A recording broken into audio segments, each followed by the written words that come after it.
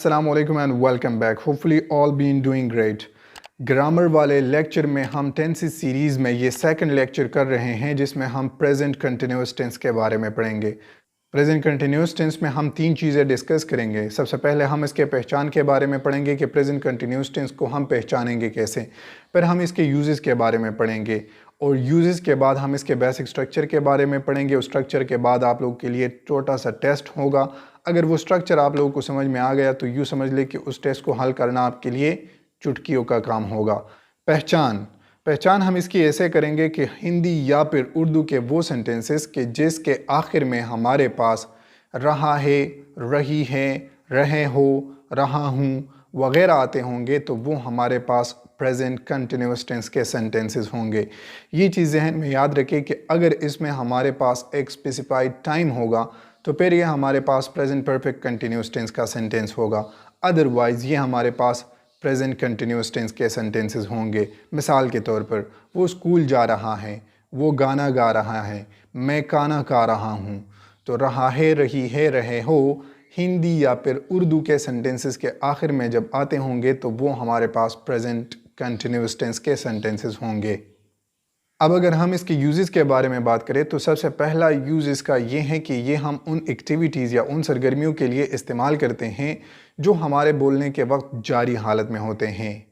For example, आप video को देख रहे हैं, you are watching the video. ये हमारे पास वो एक्टिविटी है जो मेरे बोलने के वक्त या हमारे बोलने के वक्त जारी हालत में होते हैं, तो इसके लिए हम प्रेजेंट कंटिन्यूस टेंस का इस्तेमाल करते हैं। दूसरा मेजर यूज़ इसका ये है कि ये हम उन दो एक्टिविटीज़ के लिए या फिर उन दो कामों के लिए इस्तेमाल कर सकते हैं जो हमारे बोलने के वक्त दोनों जारी हालत में होते हैं। फॉर एग्ज़ाम्पल, जब मैं स्कूल जा रहा हूँ तो वो वापस आ रही हैं। While I am going to school she is coming back. तो इससे हमें ये पता चलता है कि ये हम उन दो एक्टिविटीज़ के लिए इस्तेमाल कर सकते हैं जो at the same time function में होते हैं, जारी हालत में होते हैं। अगर हम प्रेजेंट कंटिन्यूस टेंस के स्ट्रक्चर के बारे में बात करें तो आई हमारे पास एक ऐसा प्रोनाउन है कि जिसके साथ हमने एम हेल्पिंग वर्ब का यूज़ करना है। स्ट्रक्चर को देख लीजिएगा, मैं खाना खा रहा हूँ, आई एम ईटिंग। वर्ब के फर्स्ट फॉर्म के साथ चूंकि ये कंटिन्यूस टेंस है तो हम आई एन जी का इजाफा करेंगे और बाकी का एज इट इज़ आखिर में हमारे पास ऑब्जेक्ट आएगा। फॉर एग्ज़ाम्पल, मैं स्कूल जा रहा हूँ, I am going to school. अब अगर हम ही, शी, इट या फिर सिंगुलर नाउन की बात करें तो इसके बाद हमारे पास क्या होता है, इज़ का यूज़ होता है जो हमारे पास हेल्पिंग वर्ब है और उस हेल्पिंग वर्ब के बाद चूंकि ये कंटिन्यूस टेंस है तो बाकी का स्ट्रक्चर बिल्कुल सेम है। वर्ब के फर्स्ट फॉर्म के साथ हम आई एन जी का इजाफा करते हैं और फिर उसके बाद ऑब्जेक्ट लगता है। वो स्कूल जा रहा है, अली स्कूल जा रहा है, सारा स्कूल जा रही है। तो जब हमारे पास इस तरह का सेंटेंस होगा तो उसमें हम कहेंगे कि he is going to school, Ali is going to school, Sarah is going to school. अगर हम यू वी दे की बात करें तो इसमें हमारे पास सब्जेक्ट के बाद आर हेल्पिंग वर्ब लगता है और आर हेल्पिंग वर्ब के बाद बाकी का स्ट्रक्चर इसी टेंस की तरह होता है कि वर्ब के फर्स्ट फॉर्म के साथ हम आई एन जी का इजाफा करते हैं और आखिर में ऑब्जेक्ट लगता है। वो स्कूल जा रहे हैं, they are going to school. वो खाना खा रहे हैं, they are eating the meal. Negative के स्ट्रक्चर को देख लीजिएगा। नेगेटिव में सिंपली आप लोगों ने करना क्या है कि सब्जेक्ट में जो उसके बाद हेल्पिंग वर्ब आता है, हेल्पिंग वर्ब के बाद आप लोगों ने नॉट का इजाफा कर देना है, तो जिससे आपके पास ये सेंटेंस नेगेटिव में चेंज हो जाता है। एग्जाम्पल, मैं स्कूल नहीं जा रहा हूँ, I am not going to school. वो स्कूल नहीं जा रही है, she is not going to school. वो खाना नहीं खा रहे हैं, they are not eating the meal. Interrogative का हमने जिक्र किया था कि जिस तरह से उर्दू में या फिर हिंदी में क्या को हम सेंटेंस के स्टार्ट में लगा देते हैं, इसी तरीके से हम हेल्पिंग वर्ब को जब बाहर लिख देंगे और आखिर में क्वेश्चन मार्क का इजाफा कर देंगे तो इससे ये सेंटेंस हमारे पास इंट्रोगेटिव में चेंज हो जाता है। तो इज़, एम, आर चूँकि हमारे पास प्रेजेंट कंटिन्यूस टेंस के हेल्पिंग वर्ब्स हैं तो इन हेल्पिंग वर्ब्स को हम सेंटेंस के स्टार्ट में लिख देंगे।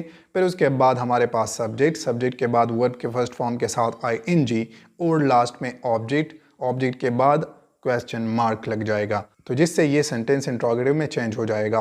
क्या मैं स्कूल जा रहा हूँ, am I going to school. क्या वो खाना खा रही हैं, is she eating the meal. क्या वो गाना गा रहे हैं, are they singing a song. मैं अक्सर आप लोगों से कहता हूं कि अगर स्ट्रक्चर आप लोगों को समझ में आ गया तो यूँ समझ ले कि आपको बाकी का सारा मैथ समझ में आ गया। मतलब कहने का ये है कि डबल इंट्रोगेटिव सेंटेंसेस में हमारे पास नेगेशन भी होता है और फिर हमारे पास क्वेश्चन भी किया जाता है। क्या मैं स्कूल नहीं जा रहा हूँ? तो am I not going to school. Simply आप लोगों ने इंट्रोगेटिव सेंटेंसेस में सब्जेक्ट के बाद नॉट का इजाफा कर देना है, तो जिससे आपके पास डबल इंट्रोगेटिव में चेंज हो जाएंगे। क्या मैं स्कूल नहीं जा रहा हूँ? Am I not going to school. क्या वो स्कूल नहीं जा रही हैं? Is she not going to school. और आखिर में हमारे पास क्वेश्चन मार्क लगता है। इसी तरह से अगर मैं ये कहूँ कि क्या वो खाना नहीं खा रहे हैं, तो are they not eating the meal. क्या वो कपड़े नहीं धो रही हैं, तो is she not washing the clothes. मैं उम्मीद करता हूँ कि स्ट्रक्चर आपको समझ में आ चुका होगा। तो इसे हल करने के लिए एक छोटा सा टेस्ट दे देता हूँ। पिन वाले कमेंट में आपको इसके आंसर मिल जाएंगे, लेकिन पहले आप खुद से इस पर प्रैक्टिस करने की कोशिश करें। अगर आपको समझ में नहीं आया तो पिन वाले कमेंट में इसके करेक्ट आंसर विद डिटेल्स आपको मिल जाएंगे। बेसिक ग्रामर, एडवांस ग्रामर और अपनी स्पीकिंग स्किल को इम्प्रूव करने के लिए हमारे YouTube channel how to learn English को विजिट करके सब्सक्राइब कीजिएगा। Thanks for watching and bye for now.